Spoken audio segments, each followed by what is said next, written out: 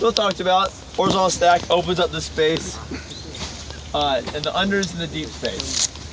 It was, I'll go real deep. It was first invented by the Vancouver folks in the late 90s and early 2000s. Massive transition from then was an all vertical offense scheme for a German. George Monkey made this hot. Let's film this to get this on serious. Made popular by Andrew Luxon, Lou Burris.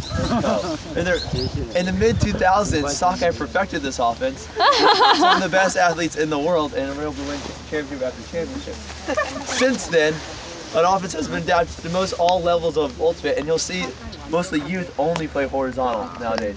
Wow. But within the late 2000s, a throwback to the old vertical stack has made an epic comeback around the country, and now you'll see most teams run both. Anyway, so back to the horizontal stack. So what people figured out with the horizontal stack and what made it so useful is instead of putting these guys in the middle of the field in the vertical stack and then corralling them like they were like livestock with a defender, we now spread them out and we have one-on-one matchups across the field.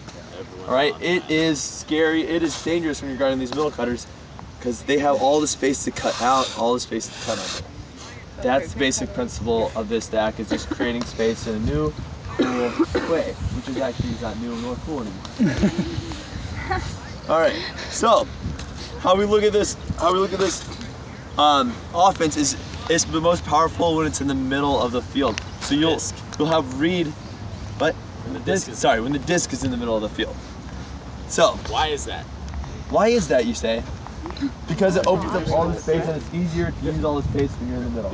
Because the disc can go anywhere when it's in the middle of the field. It can go there, it can go there, it can go there, it can go anywhere. You can throw it anywhere from the middle of the field. The defender really can't stop any throw with the disc in the middle. So that means everyone is a viable option downfield as opposed to just one person. Cool. So what we say, how we work the cutters in this.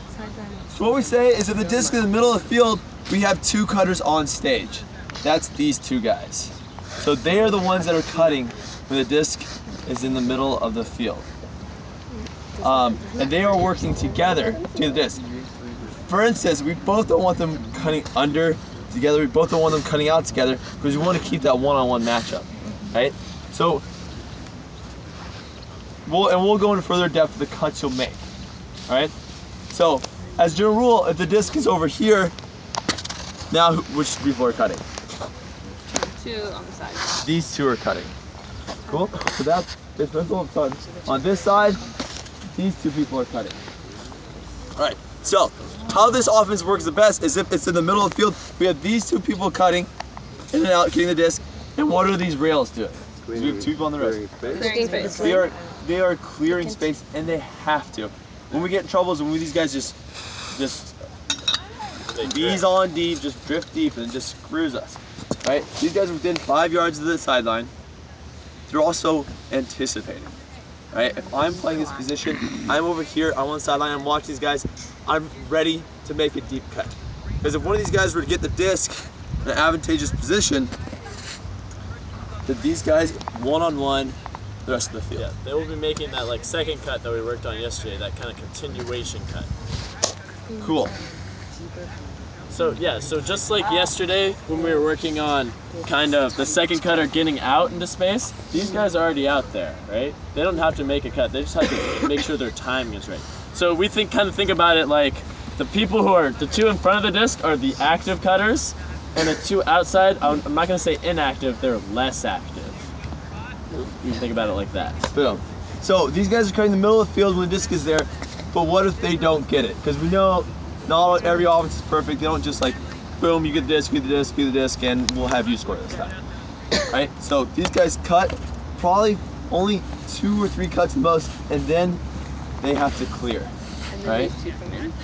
So for instance, maybe this guy stays in. So this guy cuts for a couple, and he clears.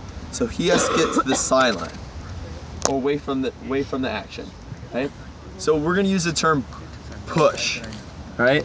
He would yell over it and yell push. Hopefully this guy is watching this stuff happening and can anticipate that and then get into space. And this, like we worked in the box of death, he's going to be able to move horizontally and then move vertically. So he might be able to beat this guy right away and have that huge advantage going into the middle.